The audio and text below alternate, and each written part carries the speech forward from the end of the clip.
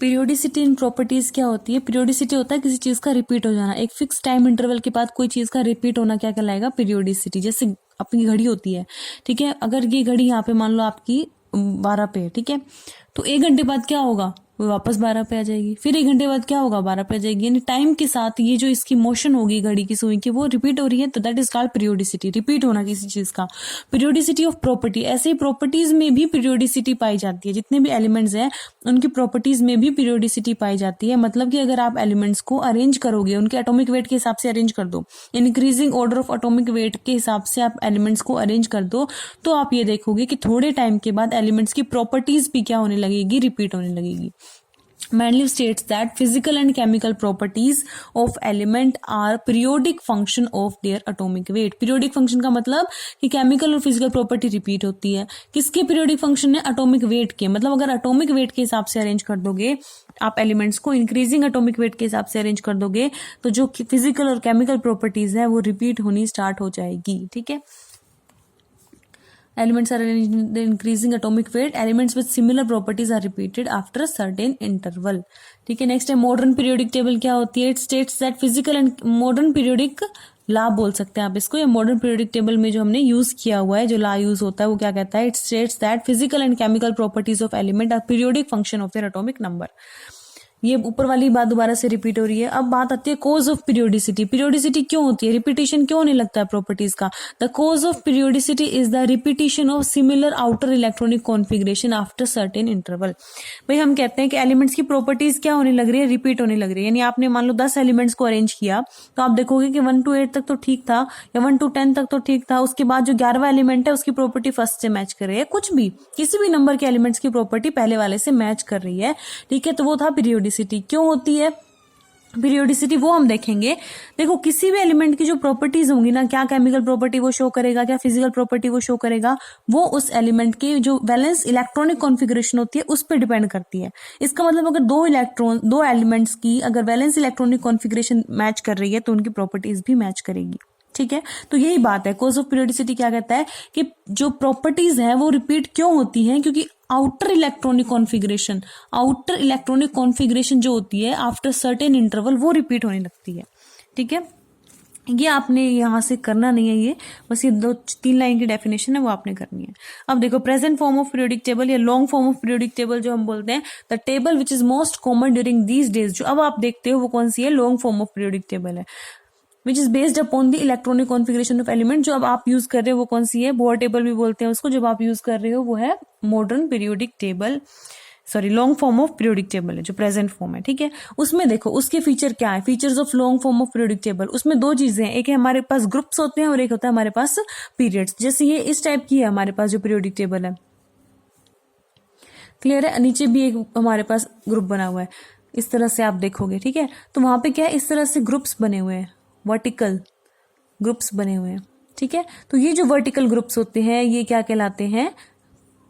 Group कहलाते हैं। Vertical lines जो है, वर्टिकल कॉलम्स है, ये क्या कहलाती है? ग्रुप कहलाती है। और इस तरह से भी लाइन खींच रखी है हमने बीच में, एक मैं एक रफ आइडिया दे रही हूँ आपको। ठीक है, तो इस तरह से जो आप देखोगे हॉरिजॉन्टल जो लाइंस है वो कितनी है? हॉरिजॉन्टल लाइंस जो है वो है 7, और जो वर्टिकल लाइंस है वो कितनी है?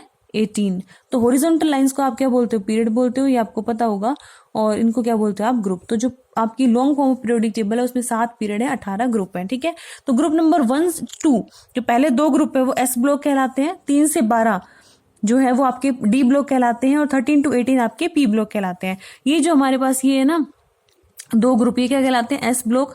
ये जो बीच में एक जो बॉडी बनी हुई है वो है वहां पे 3 से लेके 12 तक, 3 to 12 ग्रुप आ जाते हैं, वो है डी ब्लॉक। और ये वाला जो है वो हमारा पूरा पी ब्लॉक है, इसमें 13 to 18 आते हैं, ये आपने याद रखने हैं। ठीक है, पीरियड क्या होते हैं? Long form of periodic table consist of the 7 period, 7 period है। 14 एलिमेंट ऑफ 6th पीरियड, जो 6th आपका पीरियड आएगा उसके 14 एलिमेंट्स को उठा लिया यहाँ से, यहाँ पे आएगा कहीं 6 पीरियड, तो 6 पीरियड के 14 एलिमेंट्स को उठा के अलग से 2 ग्रुप 2 हॉरिजॉन्टल लाइंस में रखा हुआ है, ये है एफ ब्लॉक। ये दोनों क्या कहलाते हैं? F block. तो एफ ब्लॉक के एलिमेंट कहाँ से आए हैं? जो 6th पीरियड है उसके 14 एलिमेंट्स हमने एफ ब्लॉक में डाल रखे हैं। ठीक है, लेंथेनॉइड्स बोलते हैं उनको हम। Long form of periodic table consist of 7 period, 14 elements of 6th period lanthanoids and actinoids are placed separately from bottom. यहाँ पे एफ ब्लॉक है, इसमें लेंथेनोइड है, ऊपर वाली सीरीज को लेंथेनोइड बोलते हैं, नीचे वाली को एक्टेनोइड बोलते हैं। ठीक है, एक आपको रफ आइडिया लग गया। उसके बाद एक छोटा सा टॉपिक देख लो, आईयूपीएसी सिस्टम। आईयूपीएसी नोमेनक्लेचर भी करते हैं हम एलिमेंट्स का। देखो जितने भी एलिमेंट्स, पहले क्या होता था, एलिमेंट डिस्कवर होते थे, जिसने डिस्कवर किया उसके नाम पे हम एलिमेंट का नाम रख देते थे। लेकिन फिर बाद में ये सोचा गया कि इस तरह से तो एलिमेंट्स को याद रखना बहुत मुश्किल हो जाएगा, तो एक स्टैंडर्ड बना देते हैं कि किसी भी एलिमेंट का नोमेनक्लेचर जो करेंगे वो कुछ रूल के हिसाब से करेंगे। हमने रूल सेट कर दिया, जैसे हम ऑर्गेनिक मॉलिक्यूल्स को भी देखते हैं तो उनका भी नोमेनक्लेचर का एक तरीका है, तो एलिमेंट्स का भी हमने आईयूपीएसी नोमेनक्लेचर कर दिया। ठीक है, आईयूपीएसी की फुल फॉर्म क्या होती है, international union for pure and applied chemistry. तो इसमें देखो किस तरीके से, जब भी एटॉमिक नंबर 100 है उससे ऊपर किसी भी एलिमेंट का नाम हम करेंगे तो आईयूपीएसी के अकॉर्डिंग करेंगे। उसको देख लो, समझ लो, बिल्कुल आसान है। जैसे मान लो आपकी डिजिट आ गई 0 1 2 3 4 5 6 9 तक, तो आप उसके लिए रूट क्या यूज करोगे, जब एलिमेंट का नाम लिखोगे तो रूट क्या यूज करोगे। 0 के लिए निल, NIL निल, 1 के लिए UN अन, 2 के लिए बाई, BI, 3 के लिए ट्राई, TRI, 4 के लिए क्वाड, QUAD, 5 के लिए पेंट, PENT, 6 के लिए हेक्स, 7 के लिए सेप्ट, 8 के लिए ऑक्ट है ये OCT, 9 के लिए NENN। ठीक है, नाम लिखते हैं ना किसी भी एलिमेंट का, तो नाम लिखने में आप ये यूज करेंगे। फिर हम सिंबल भी लिखते हैं एलिमेंट का, जैसे सोडियम है, सोडियम के लिए मैं सोडियम ऐसे नहीं लिखूंगी ना, ये तो सोडियम का नाम हो गया। सिंबल क्या होता है, Na। तो सिंबल लिखने के लिए हम क्या यूज करते हैं, एब्रिवेशन यूज करते हैं। तो अगर 0 होगा आपका एलिमेंट तो नाम लिखने के लिए निल यूज करोगे, सिंबल के लिए N, इसका पहला लेटर यूज हो जाएगा एक तरीके से।